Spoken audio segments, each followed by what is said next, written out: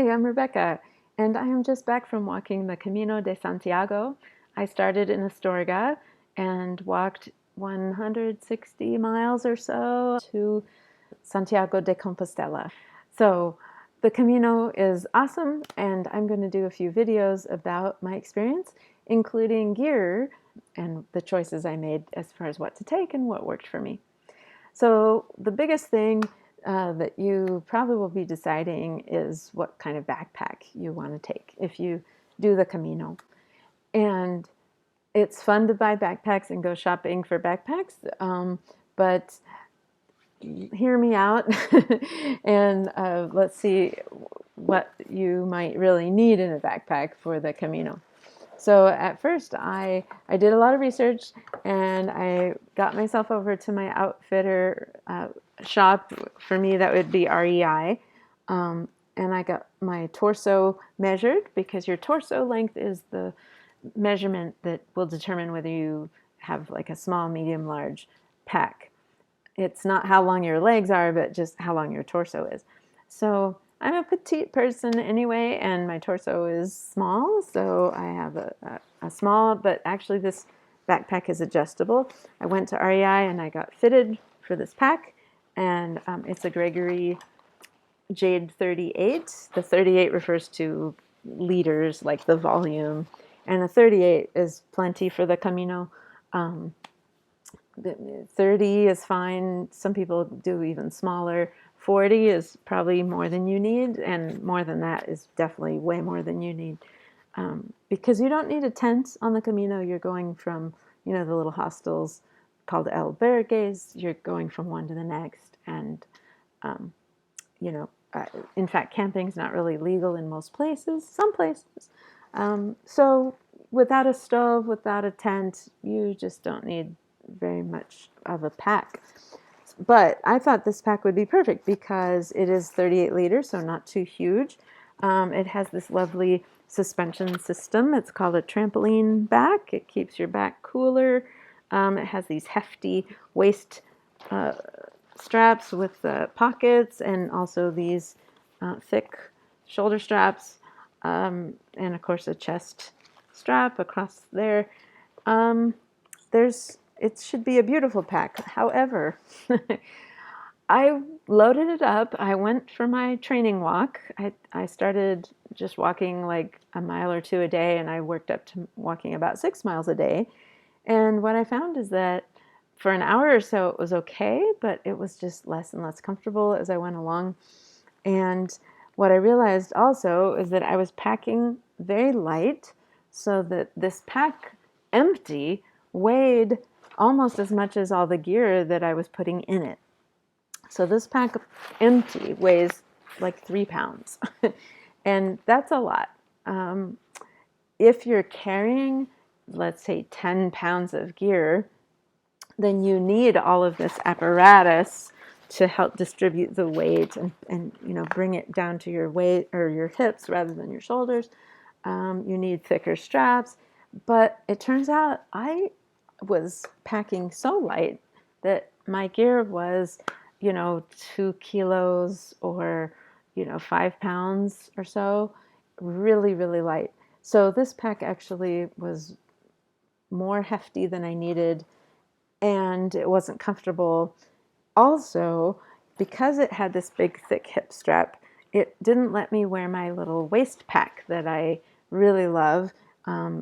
Some people call them a bum bag or a roo bag, a fanny pack. And I love that because it's so accessible. It's small, it's easy. I put all kinds of good stuff in there that I use all the time, like my phone or my chapstick, So I wanted to have that, and this was interfering with that plan. I would have had to use this instead, but these zippers are not as easy to work as my little fanny pack. So I wanted to, this was not working for that reason. Another thing about it is it only has one place to attach a trekking pole, and I really loved my trekking poles, and I took them, and I wanted to be able to stash them once in a while. Let's say I'm walking through a museum, I wanted to attach them to the pack And this only has one place to do it, so you have to attach both poles on one side, which is fine, but I just wasn't thrilled about that arrangement. So I did not take this pack. I took this pack and I bought it for $20, or maybe it was 23 or something, on Amazon.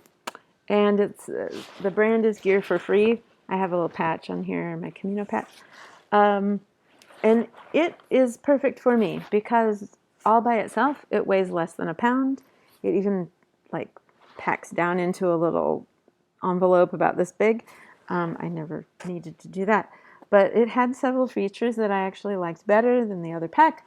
For one thing, it has 2 places to attach trekking poles. So I could have one on each side, and I would thread them through there.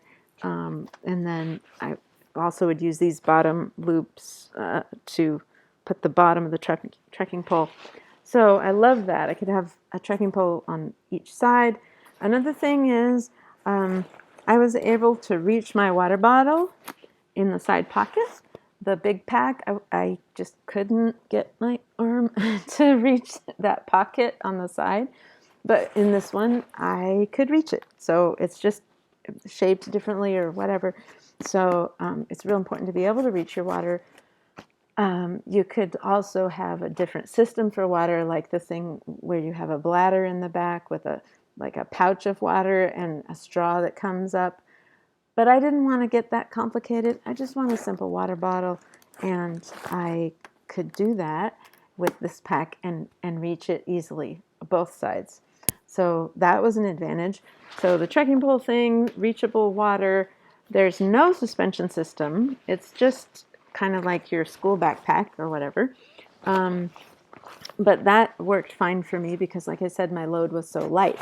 If you're carrying 10 pounds of gear, you're going to need a hefty backpack. But if you've only got like 3, maybe 5 pounds, then you don't need as much of a system, to manage the weight because there's just not that much.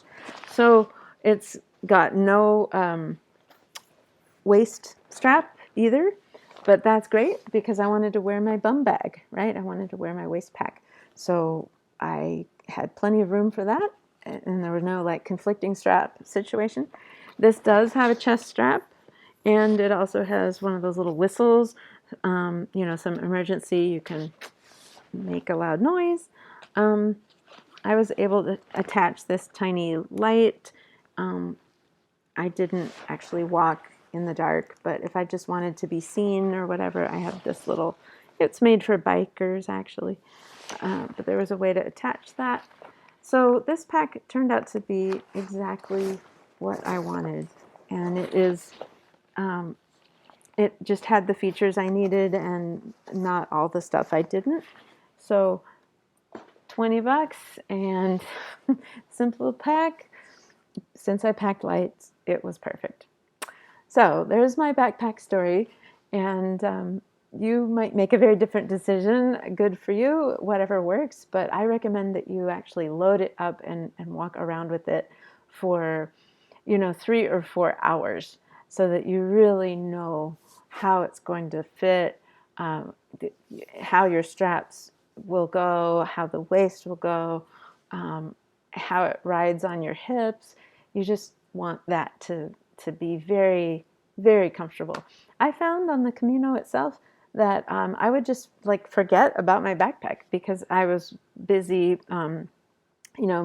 navigating a steep section or maybe going down a steep section and concentrating on my footing, or I was admiring the scenery, on a nice level area. I was taking pictures, and my backpack just almost disappeared because it was so light, the pack itself and the gear inside, so light that I could really enjoy the Camino itself.